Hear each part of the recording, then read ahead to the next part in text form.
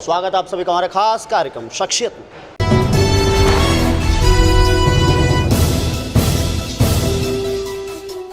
जैसे कि आप जानते हैं, शख्सियत में हम आपको उन चेहरों से रूबरू कराते हैं जो समाज में एक अलग स्थान रखते हैं। तो इसी क्रम में आज हमारे साथ मौजूद हैं GKC यानी ग्लोबल कायद कॉन्फ्रेंस के ग्लोबल अध्यक्ष राजीव रंजन साहब। तो राजीव रंजन साहब से बात करते हैं और जानते हैं कि GKC आखिर क्या है और उसका मुख्य उद्देश्य क्या है। सर, क्या उद्देश्य है मुख्य? ग्लोबल कायस्थ कॉन्फ्रेंस पूरी दुनिया के कायस्थों का प्रतिनिधि संगठन है। एक ऐसा छतरी संगठन जो बिखरे हुए कायस्थ समाज को एकत्रित करने के प्रयास में है।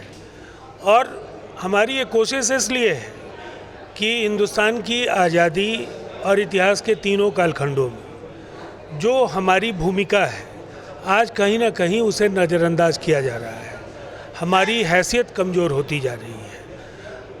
लोकतांत्रिक संस्थाओं में हमारी उपस्थिति अब नाम मात्र की बच गई है। राजनीतिक दलों की उपेक्षा के इस कदर हम लोग शिकार हैं कि आने वाले समय में अस्तित्व के संकट से भी जूझना पड़ सकता है। ये सवाल ज्वलंत हैं और इससे जो बाकी आर्थिक सामाजिक सशक्तिकरण के मुद्दे हैं वो भी प्रभावित हो रहे हैं। तो हम लोगों का उद्देश्य है कि इन मुद्दों को लेकर चल बात करते हैं। हम एक विराट आयोजन दिल्ली में करें और तंत्र की कुंभकर्णी निद्रा को तोड़ सकें। 19 दिसंबर की तारीख इसीलिए तय की गई है और 19 दिसंबर को तालकटोरा स्टेडियम में देश के प्रमुख राजनीतिक दलों के नेता और कायस्थ समाज के जो भी महत्वपूर्ण शख्सियत हैं, चाहे वो वार वेटरन्स हों, चाहे वो रिटायर्ड ब्यूरोक्रेट्स हों, टेक्नोक्रेट्स हों, पॉलिटिशियंस हों और नौजवानों के स्थापित नेता जो अलग अलग संगठनों में हैं, उन सबों को हम लोग वहाँ आमंत्रित कर रहे हैं और पूरे देश को एक संदेश देने की कोशिश कर रहे हैं कि इसे जातिवाद की दृष्टि से नहीं देखा जाए, ये राष्ट्रीयता की दृष्टि से भी बेहद महत्वपूर्ण है। कायस्थ अगर आगे होंगे तो निसंदेह उस सिस्टम की जो खामियां हैं, जो नाकामियां हैं, उसको काफ़ी हद तक हम नियंत्रित कर पाएंगे और शुचिता, पारदर्शिता, नैतिकता का हम संचार कर पाएंगे। सर ये एक जो सबसे महत्वपूर्ण सवाल आता है कि जब शुरुआत हुई थी, जब हम आज़ाद हुए थे, उस टाइम हम इतना मॉडर्न भी नहीं थे, शिक्षा भी ठीक ठाक थी, लेकिन उस वक्त कायद काफ़ी एक्टिव रहता था राजनीति में, आप माने या फिर आप जैसे हमारे ब्यूरोक्रेट्स में जहाँ भी आप देखते थे, हर जगह ये कायस्थ जरूर मौजूद होते थे। लेकिन आखिर क्या वजह हुई कि जो आज जो कायस्थ हैं वो उनकी सक्रियता एकदम नासी हो गई? आखिर क्या वजह रही? देखिए, इसकी वजह साफ है। कहीं ना कहीं एक दल विशेष या एक खास विचारधारा के प्रति हमारा इस कदर जुड़ाव हुआ कि हम बाकी दलों के लिए बेगानों की तरह हो गए। जिनके लिए हमने अपना सब कुछ दे दिया, उनकी नज़र में हमारा साथ उनके लिए कोई बहुत बड़ी अहमियत इसलिए नहीं रखता है कि उनको पता है ये और कहीं जा नहीं सकते हैं। और जो इस सिस्टम की दूसरी धारा है, उनको पता है कि ये हमारे साथ आ नहीं सकते हैं। तो इस कौन से विचारधारा, स्पष्ट रूप से जानना चाहें, कौन से विचारधारा की बात करें? दो विचारधारा। हाल के दिनों में हम लोगों को काफ़ी दुख हुआ जब यूनियन कैबिनेट से रविशंकर प्रसाद जी की विदाई हुई।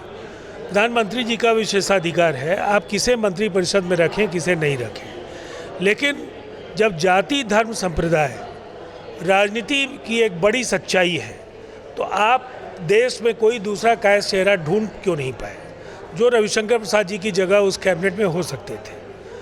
पहला सवाल। आप उत्तर प्रदेश को भी अगर आप देखें तो 10 नगर निगम हैं। इन 10 नगर निगमों में जिस पार्टी को एक तरफा वोट ये जाति करती है, उसका एक भी उम्मीदवार मेयर के लिए नहीं होता है। लोकसभा के टिकटों का वितरण हो तो आपने देखा है, लोकसभा में एक टिकट यहाँ नहीं मिलता है, एक तरफा वोट देते हैं लोग।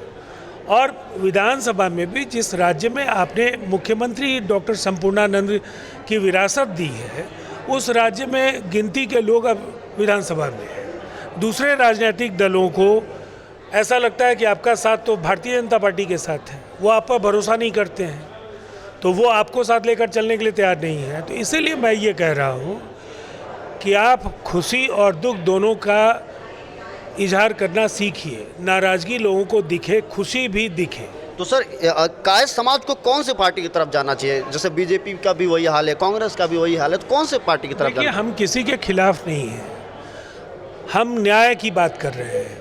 तो सर, न्याय तो ना कांग्रेस में मिली, ना बीजेपी में मिली। नहीं, तो हमारे पूरे सिस्टम से हमारी मांग है कि हमारी जो क्षमता है, हमारी जो संख्या है, जो हमारी योग्यता है, जो हमारी विरासत है, जो हमारा योगदान है, उसका सही मूल्यांकन हो और हम लोगों को आप उपयुक्त भागीदारी दीजिए। सर, जैसे कि आप जेडीयू के प्रवक्ता भी हैं, तो क्या आगे चल के जेकेसी को भी एक राजनीतिक मोड़ दिया जा सकता है? अभी तो ऐसा हम लोगों ने कुछ सोचा नहीं है। ये एक सोच है, एक चिंतन है जो तमाम राजनीतिक दलों को हम कहते हैं, और मैं किसी दल से जुड़ा जरूर हूँ, लेकिन ग्लोबल कायस्थ कॉन्फ्रेंस पूरी तरह से कायस्थों का फोरम है और इस फोरम पर कायस्थों के हित के लिए ही बात होगी। अगर उस सवाल पर हमारे दल की ओर से भी अगर सही तौर पर अगर न्याय की बात नहीं होती है तो वहाँ भी उसका हम लोग प्रतिकार कर रहे हैं। सर, बहुत बहुत शुक्रिया नेटवर्क 24 से बात करने। धन्यवाद। तो आप थे राजीव रंजन साहब, जिन्होंने साफ तौर पे बताया कि राजनीतिक पार्टियां जो जब भी आती हैं कायस्थ, उसमें हर बार कायस्थ की अपेक्षा होती है। तो लेकिन इन्होंने ठान लिया है कि कायस्थ को एक करके रहेंगे। देखते रहिए कि आगे आखिर जीकेसी का क्या अगला कदम होता है। तब तक के लिए अपना प्यार और आशीर्वाद देने के लिए हमारे चैनल को सब्सक्राइब करें और देश विदेश प्रदेश की सारी खबरें पढ़ने के लिए लॉग इन करें हमारे वेब पोर्टल www.network24news.com या फिर www.network24news.in।